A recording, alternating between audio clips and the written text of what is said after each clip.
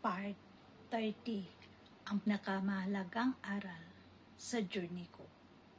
Kung may isang bagay akong natutunan sa journey ko bilang OFW, ito ay huwag tumigil sa pag-aaral at pag-grow. Hindi maging madali ang lahat. May pagod, may challenges, at moments na gusto kong sumuko.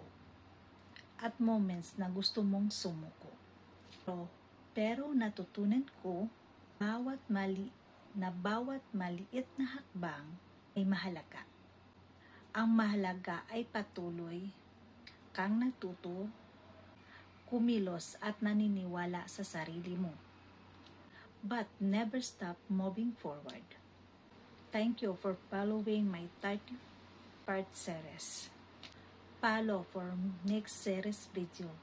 See ya!